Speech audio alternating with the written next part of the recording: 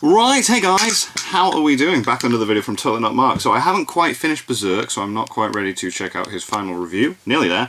But I am up to date with where this Chainsaw Man review is. I have just about finished Volume 3, and I do believe he is going up to Chapter 20. I'm on Chapter 24. Some mad stuff happening right now. So yeah, let's see what Mark thinks about this, and then I'll finish off Berserk, check out the Berserk review, and then other stuff. But yeah, reading Chainsaw Man for the first time, and hey, these first 3 volumes are sick, man.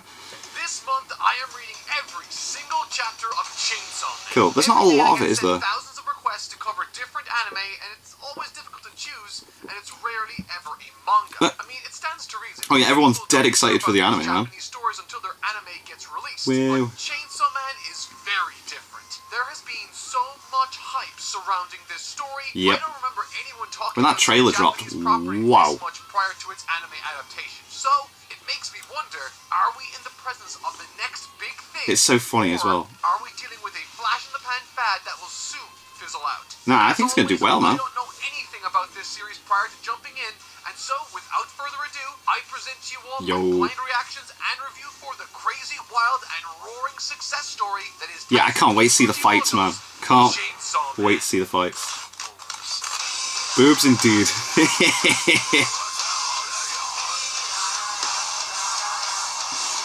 Let's go. Okay, so this is how this review is going to work. Cool. In total, there are 97 chapters that make up this month. That's not a lot. Within those 97 chapters are 8 individual stories. So there's only 11 volumes. Together they make up the Chainsaw Man story, and today I'll be covering the first 3 arcs or first 22 chapters of the manga. Right, yeah, So let's dive in. The intro arc. When I start reading a new story, I look for a few signs or indicators, as I call them, to help me identify the strengths and weaknesses of a given story. Okay. With regards to an intro chapter or arc, there's a tremendous amount of heavy I've seen lifting that post flopping around. required to shoulder. What sort of lifting is required? Well, it largely depends on the sort of story being told. Take Attack on Titan, for example. AOT is a story whose strengths reside in the dramatic, grotesque, and the mysterious. Oh yeah, definitely. What was in the basement? Opening chapter needed to be capable of communicating those exact qualities, while simultaneously investing us into the main cast themselves. Hajime Isayama achieved this balance through the character of Eren Yeager, a character whose entire I hope he doesn't spoil how Attack on Titan ends here. in this world, and so by getting to know him and his ambitions, we gradually and most importantly, naturally learn about the broader world of Attack on Titan, its mysteries, and finally, the dramatic threat on the final few pages. So, does Chainsaw Man succeed in first chapter? Well, let's have a look. Broadly speaking, the story of Chainsaw Man explores the life of our main character, Denji, down on his luck orphan struggling to pay off his father's debts as a freelance devil hunter. For simplicity's sake, devils are this universe's monsters, and he works in this role alongside his little canine/chainsaw devil friend. So cool. Pochita. He's so cute. The rules of this world are relatively simple, with the only nuance coming by way of something that's called a contract. Yeah, the contracts are specifically between a devil and human, resulting in the first chapter depicting a fusion of Denji and his little devil dog Pochita, turning Denji into a fiend, a hybrid of a human and devil, before being discovered by the mysterious Makima, offering Denji a dilemma. Is it a fiend that he turns into? As a devil by her hand, or work for her and her government-funded devil hunter agency. And that's the basic outline of the first chapter. Unlike Attack on Titan, drama and mystery take a backseat mostly. Yeah, let's just get into it. The action is very whoa. Where AOT was driven by its plot and mystery, Chainsaw Man, at least in these opening chapters, is driven by its characters. In the same way Eren facilitated natural chances to show why his manga was interesting, so too does Denji serve his story. Only in a much more reactive sense. Yo. Where AOT was inclined to drive the plot forward, Denji, by virtue of who he is, sort of goes with the flow, while other much stronger personalities join the fray, allowing the series to feel much more like an ensemble cast, despite it being specifically about Denji's journey. With that said, yeah, they do introduce some interesting characters, man. Save his only friend, Denji becomes motivated to no longer just talk about his dreams, but to instead take steps to make them a reality, resulting in one of the most metal and badass. Mate, it's very metal, isn't it? I can't wait to see these animated. Oh. What's interesting about this scene to me is less the transformation and more so Makima's introduction to the series. This girl scares me.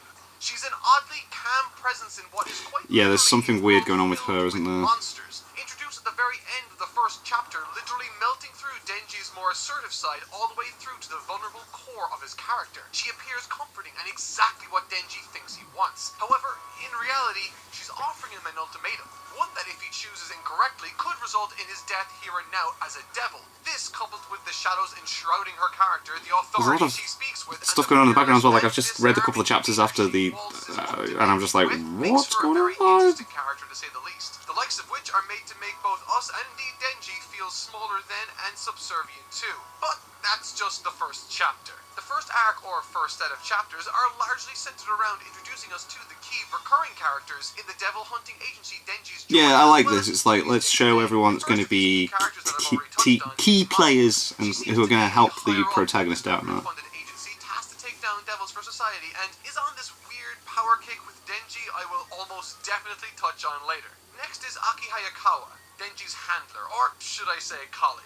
Compared to Denji and a certain other character I'll touch on in just a second, he's quite stoic with a lot more going on right beneath the surface we've not yet seen much of. He also acts as a vehicle for which Denji can reaffirm his convictions to us as an audience. His dynamic with Hayakawa acts as a convenient mechanism for the audience to learn more about this world as Denji, unaware of the broader details of his new fiend status and this world's rules really, can ask all the necessary questions for which Aki can answer. And then we learn through everything.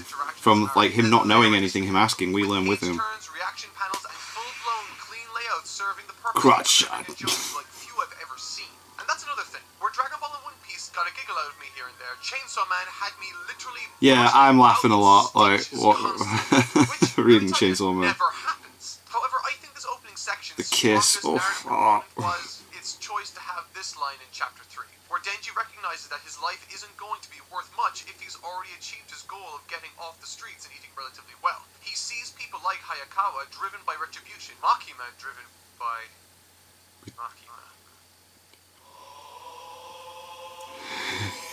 The boobs.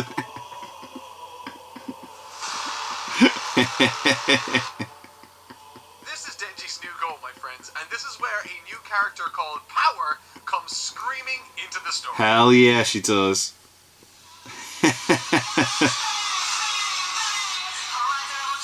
Power is cool. The perfect yin to Denji's yang, yeah. while also sharing so many things in common with him. And her introductory story with the group is, on its face, utterly silly, with Denji effectively trying to win Power's favor to touch her chest. However, what spawns from this is oddly and surprisingly brilliant. However, before I talk about all of that, I need to talk about Tatsuki Fujimoto's character designs because, wow, are these brilliant designs. They're the class. When one starts designing a character, one of the most important aspects to keep in mind is how this design will serve to communicate to a reader who this character is. I need to watch Gin-Sama, man. Jesus. Denji as a character is quite unassuming and simple, and his character design reflects that very reality. Hajime Isayama took a very similar approach with Eren Yeager in Attack on Titan by drawing him in a rather unremarkable and almost forgettable fashion. Very, very plain, Eren yeah. Yeager early on is to point out that he isn't remarkable, and the same is true for Chainsaw Man's Denji in this instance. Furthermore, and again like Eren Yeager, Denji's transformed state is enhanced to look even more impressive. Yeah, it's like, I feel like the detail is more in the fight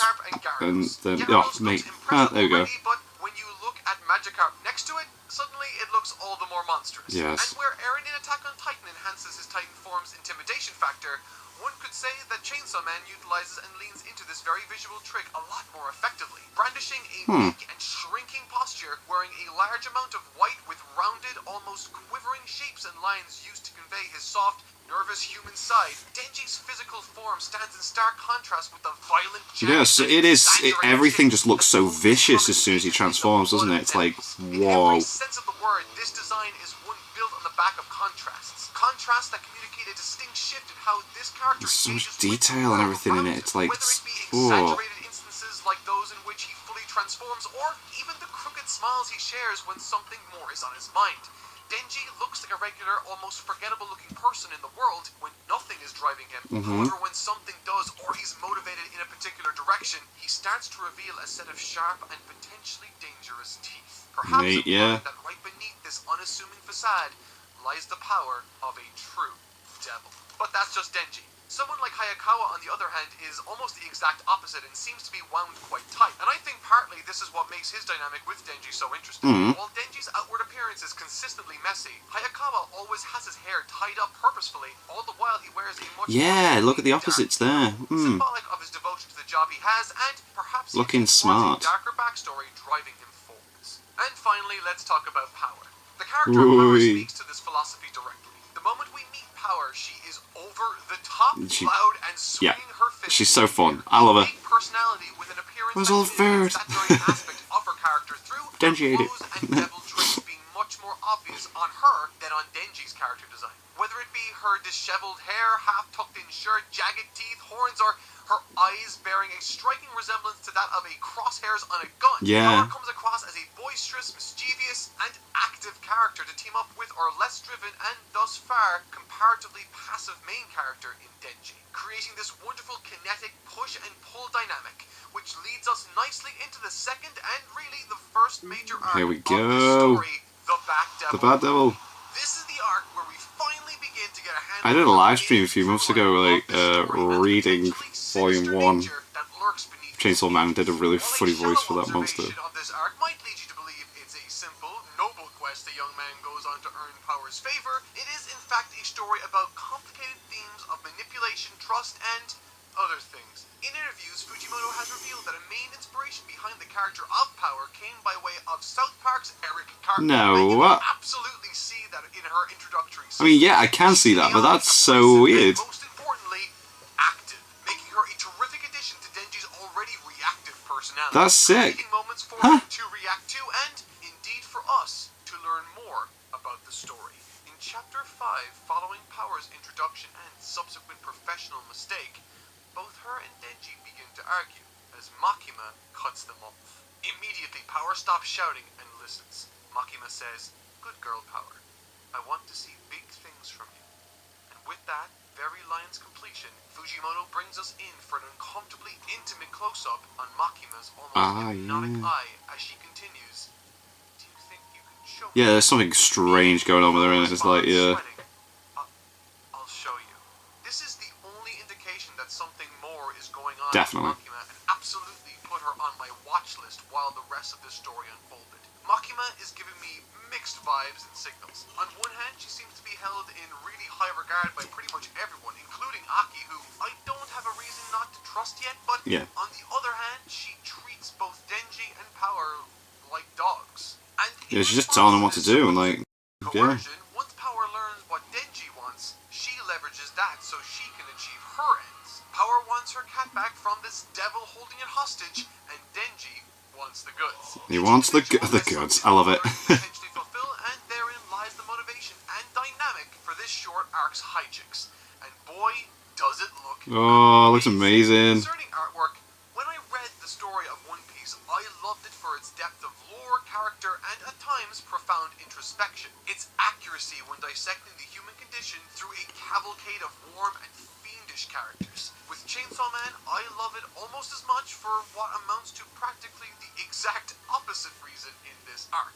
I've made this argument before, much to the chagrin of the One Piece fandom, but at times, particularly toward the second half of that series, while Oda produces some outstanding artwork, I think he leaves a lot to be desired when it comes to constructing and composing his page layouts to a certain extent. Sometimes it's a bit much, isn't it? It's like, whoa. He's one of the greatest to have ever picked up the pen. But what I do think is that the depth of lore and nuance that One Piece is famous for, and he's required to convey in such a short span of time, hinders how that information is presented sometimes in his mind. Yeah, there's a lot of dialogue sometimes in it. It's like, whoa. Every single arc I've covered so far does not have this problem for me.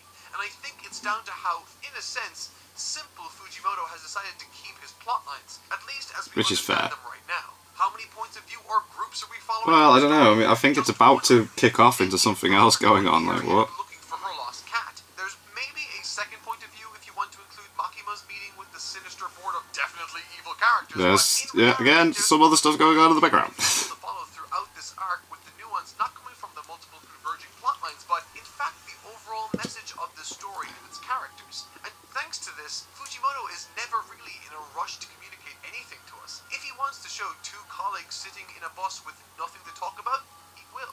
If he wants to show an action for the sake of a joke, he will more than happily sacrifice. And the jokes really land, man. I find like the jokes really do land well. The result isn't something you need to study feverishly. There's rarely ever a single moment where you'll turn the page and think, wow, that sure is a lot of text. I sure hope Yeah, the dialogue is this not information. like taking up For that, too I'm much room honestly on the panel. supremely thankful. When I see a cluttered page God. laid out during a dramatic or comedic scene, I see a page at odds with what the narrative or that scene is trying to achieve. Layouts cannot make a bad story. Yeah, but isn't great, that but bit of Super bad trying to layout can explain absolutely the first make two a great arcs? story irritating and Or maybe not. And so, Chainsaw Man, because of its approach, makes exceptional use of space expression and panel structure, which in turn enhances the humor, drama, and ultimately, the horror of this story. Mate. The fight that ensues has some brilliant action shots that look fucking awesome. It does look Helped awesome, man. tremendously by Jeez. facilitating some great character-defining moments for Denji, where he decides to show his desire to protect people, and other moments where he chooses to be more reckless. And while the fight is great, it's the latter part of that which makes this story blossom for me, particularly when it comes to Power and Denji's relationship. Where is it they decide to just pick up a car and throw it? Is it in volume 2? Oh, I can't remember. I remember finding that quite funny. Everyone, including herself, as someone very different to Denji and other humans. Countless times she points out emotional problems she sees with the way Denji and other humans express themselves. This cold way of seeing the world is chalked up to her being a fiend by others and even us until we see her internal feelings concerning her beloved cat. Having lured and ambushed Denji into this bat devil's lair to sacrifice him and rescue her cat, she herself gets double-crossed and in the process eaten. And while Denji finds new reserve Let's go. inspired strength, we as an audience dive deep into who she is as a character, and we learn that while she is quite disconnected, she is capable of feeling an appreciation and fondness for something more than her own well-being. Which brings us to the reward. Yeah. There are lots of comparisons made to dogs and puppies in the story with regards to those Oh, working yeah. with Makima in her organization. On top of being referred to as such, they share a kennel, they are punished as a group, and are incentivized with treats. And without an ounce of hyperbole, this chapter entitled Squeeze is kind of interesting for reasons that are totally unrelated to the intimate nature of the squeezes that take place within. As I mentioned towards the beginning of this review, Denji comes from a life of virtually nothing. And as if like a stray dog picked up by Makima's animal control, he quickly tries to find a goal to latch onto, a dream to help him feel like part of the group, like part of the team, to feel like his life is worthwhile for his little dog's sacrifice. And while this initial motivation is played for laughs on a number of occasions, that, by the way, worked to great effect surprisingly, it's Denji's reaction to his reaching of this goal that's quite interesting. With regards to his reward from Power, he feels nothing. He feels hollow. Certainly not the triumphant victory a typical shonen protagonist would enjoy. Sitting, dejected, uncertain as to whether or not he could face reaching for another dream out of fear of it being massively disappointing yet again, Makima, out of literally nowhere, fulfills this fantasy of his, and when she does, it's everything he dreamt it would be and more. My God. Within chapter 12, there are two scenes, really. Two scenes that contrast heavily in terms of tone. And Fujimoto wants us to notice this shift in tone through the words exchanged, the expression shared, and indeed, the framing of the two scenes. Yeah, didn't Power have like had padding on or something as well? Like. Understand and interpret this story. With the scene Denji shares with Power in the bathroom, it's framed in a much more conventional manner Music, than the well. rest of the series. Bright, with a few gags and a twist at the end. Roll credits, right? Well, it would be if not for the next scene with Makima. For when she shares her scene with Denji, everything suddenly feels a lot more intimate and sinister. Intimate Shadows, and sinister are definitely the two words, man. She's, yeah. Or out of control. And most importantly, there's a change in physical level that reflects that emotional reality. Where Denji stood above Power during their scene, She's above him. The exact opposite. Ah. She looms over his shoulder, Yeah. standing next to him at first while he sits, and when he falls to the floor, this divide in how they perceive each other is embellished very and interesting. emphasized. Makima is powerful and in control, treating Denji like a dog she's training, and just like with any new puppy, you reward good behavior with treats. That way, they understand who the master truly is. Interesting. In response to this interaction with Power, it was honest and platonic. Through through their combined journey in this arc, they form a much more tangible and mutually beneficial relationship. With Makima's, she further manipulates Denji into accepting a tremendously dangerous mission to find and apprehend a The villain Gun that's Devil. eluded her and her agency for years. The Gun Devil.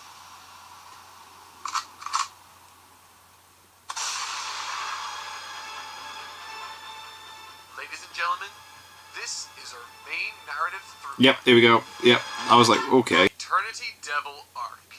If Denji can kill the Gun Devil, then she will grant him any wish he wants. These are the parameters set on the very first page of this very arc, and through them we have our next adventure. And before I talk about the story itself, I want to talk about something I read in preparation for this review series. Okay, A interesting. one-shot manga entitled Look Back, Look released Back. in 2021 by Tatsuki Fujimoto himself. And within this, it drew my attention to something Fujimoto does tremendously well. Something I noticed in that one shot and in this very arc numerous times. That being a shocking and sudden twist of events. Sometimes in storytelling, there's an indication that something big will happen soon, where the author alludes to something approaching on the horizon subtly or explicitly. In any case, this can be compared to Hitchcock's famous bomb under the table narrative technique, where one to varying degrees lets the readers know there's a metaphorical bomb under the table, turning a given scene into a great mechanism for building tension. However, as it happens, Fujimoto forgoes such warnings in favor of something that will completely take you by surprise.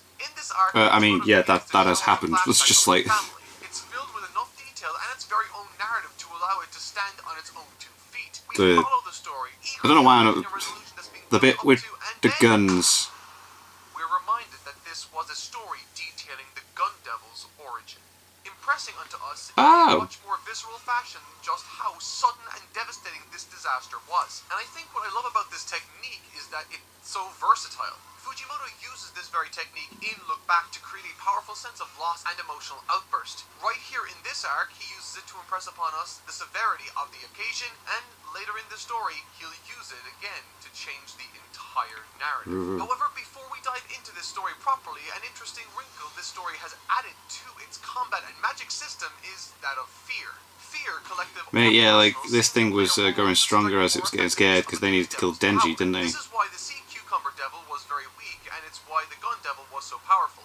Furthermore, it perhaps indirectly tells us a bit about Makima. She wants the Gun Devil taken out, and to do so, she employs the help of the Chainsaw Devil, a devil no doubt many would be fearful of. And perhaps the more notorious his devil power becomes, the more powerful he'll end up becoming. Yeah, it's going to be interesting to see what they do with this. Makima's first interaction with Denji. Perhaps she showed zero fear, embracing him, entrancing him as a powerful means of disarming the fear that feeds this devil's respective powers. But that's just a theory right now. In this An moment, anime theory. Find the Gun Devil. And they have a means to do so too. Following the attacks that took place, wiping out millions of people across the world on behalf of the Gun Devil, certain parts of the Gun Devil have been found in different bodies of different devils. Yeah. And once enough parts are gathered, they start to be drawn to the Gun Devil itself. Simple, effective, and within that framework, there's tons of flexibility. So, how does Fujimoto proceed? By setting up a narrative technique I adore in long-running TV shows and movies. The bottle episode. In these situations, the director, or in this case author, takes the established cast and places them into a finite space for the majority or the entire duration of the story. So this is when they're in the hotel. Because we no longer need context clues or establishing shots. Instead, we can focus on continuous scenes filled with opportunities for interesting character retrospectives, and in the case of Chainsaw Man, gags. Following the trail of the Gun Devil, Denji, Aki, Power, and 3 new characters, Himeno, Kobenai, and Arai, following the slaughter of a single weird-looking devil in the building, find themselves trapped on the 8th floor. They can't go up or down the stairs, they can't go through the ceilings, and the windows all lead back to the 8th floor. It's like they're stuck in their own little parallel universal wormhole dimension. I love this. This is the 3rd arc of this series. And it's already doing something different, yeah. With a big battle between Chainsaw Man, Denji, and insert monster here. Each encounter feels so very different. Yeah, and that's nice, yeah. You don't want to be reading the same thing all the time. Our introduction to the world and its rules. The second one with the Bat Devil served to introduce us to different characters, and this one very much shows us how the Chainsaw Devil powers work in greater detail, all the while allowing us to form much more deeper connections. Like, you just keep cutting up and drinking the blood and just keep going. It's like, whoa. Who provides the stakes for Denji in this arc with a kiss to motivate him, or Power, who provided me with more... That was so funny. Kill him! The 3rd page from chapter 16 in particular is brilliant. The devil they face in this arc is super fun to work with, particularly when we take into consideration that the fear that they're feeling is contributing to the dwindling amount of space they have left in the area they reside. No food, no water, it's a dire set of circumstances that all point in one direction, fear, and one that has Aki teasing that he'll use some sword in his possession. Still have no idea what that is, by the way. As time pushes onward, the tension reaches a boiling point, with dissension rife amongst the group, until Denji steps up to the plate and chainsaws this Mate, monster this to is so Kingdom Come sick. for literally days and days on end, until it finally just gives up out of It's like, okay, kill me, kill me. in the process to feel those attacks. However, I'd be lying if I said that this was the part of the arc people remember or that I have stuck in my head. Like the prior arc, the conflict wasn't the focus, but instead the rewards and resolutions. Following the demonstration, Himeno and the rest of the group go out for drinks together in celebration. Makima is supposed to attend this get-together, and she does so, drinking a hell of a lot more than pretty much anyone else at the table. However, something happens. Himeno is drunk, she promised Denji a tongue kiss, and what Denji gets is not that. Instead, Fujimoto decides to draw one of the most legendary panels I've ever seen. Ladies and gentlemen, behold. Art is meant to make you feel something, and So that's something gross. anger, joy, lust, or really anything. And this piece right here that you're looking at, that I'm making you look at for longer than you might be comfortable with, this made me feel something. My stomach. He wants to go further, however, he recalls the promise he made to Makima. A promise that stops him from accepting Himeno's drunken proposal. The following morning, Denji is awoken by Himeno's friendly face and breakfast. They then resolve to help each other out in connecting with who they each like, and then Fujimoto cuts to the next page. Once again, making use of the very technique I touched on earlier. To say that I was absolutely surprised, shocked, and horrified would be an understatement. I have quite literally no idea now where this story will take. Yeah, like what's happening? I felt myself thinking, this, more so than any other story I've read in the past, feels like a brilliant and almost natural evolution on the standard set by One Piece, and before that, Everyone's just getting shot, and it's like, feels what? like something entirely fresh and new, and I don't really understand how best else to express that feeling. It manages to be one of the easiest mangas I've ever read, with tremendously interesting compositions and page layouts, just like Dragon Ball, all the while presenting very real and human characters I can consider the interpersonal relationships and intentions of, like One Piece. This is, of course, not to say that this story is remotely like any of these properties. However, the strengths that make these stories stand out for me, I feel were inspirations for Chainsaw Man. Tatsuki Fujimoto is the youngest mangaka I've ever covered on this channel, Oh, okay. and in addition to that, the only creator I've ever covered that's younger than me. At 28 years of age, he comes from the generation of children that grew up with stories like One Piece and Naruto, and he says as much in interviews. And speaking of interviews, in an interview conducted in 2017, around the time he completed the story of his previous series, Fire Punch, Fujimoto was asked if he considers the reception his stories receive much from the public. And to that he said, I don't think about it that much. I think my readers have read a lot of manga and have gotten bored. Later in the interview, he goes on to say, with the internet, you can only find what you're looking for. I like horror, so I look up things about horror, but that's totally unnecessary. You have to stray from the path if you want to go anywhere. Interesting. Discovered clear and obvious homages to Western ideas like zombies and stories like the Texas Chainsaw Massacre, which Fujimoto tells us that he really likes a lot on the very first page of the second volume. However, despite taking inspiration from these properties and ideas, he's managed to fearlessly go against the grain and traditional story structures in many ways, and in doing so, managed to create a story that is unlike anything I've read. And now, much like when I was a kid eagerly awaiting the next episode of Dragon Ball, at 30 years old for the very first time, seeing that pop out was just like, I am what? genuinely and excitedly thumping away I can't wait to see what my happens keyboard next, to yeah. finish this script so I can continue reading this remarkably fresh and enjoyable series. I hope you'll join me on the rest of this adventure as I tackle more of this story each week, but until then, I've been Toy Nut Mark. I can't wait to read more Chainsaw Man. I hope you enjoyed this video, and I'll see you all next time. Take care.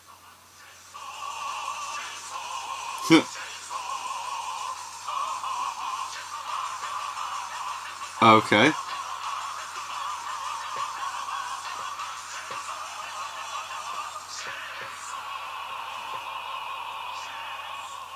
Wow. How very bizarre. Yeah, that's cool. yeah, like I said, I've read up to that and a couple of chapters afterwards, and I'm very much now like, what's happening? So I'm going to have to continue, but I'm going to finish Berserk first and then watch his final review. A few of you have told me that I've done it, I've edited the original video so that it's just the intro and his Fantasia part of the review, so it won't be the 3 and a bit hour video, because it turns out he's put all the reviews together into one video and I've already checked them out, so yeah. Anyway, thank you to my patrons. If you want to have your name at the end of every video I upload, link in the description to the Patreon page. $1 a month is all they ask to help support the channel. Greatly appreciate it. Thank you guys very much for that. Thank you all for watching. What do you guys think of that? What do you guys think of this? Click like, subscribe if you haven't already. Leave comments down below. Let me know what I should watch and discuss in future videos. And I'll see you guys, next time.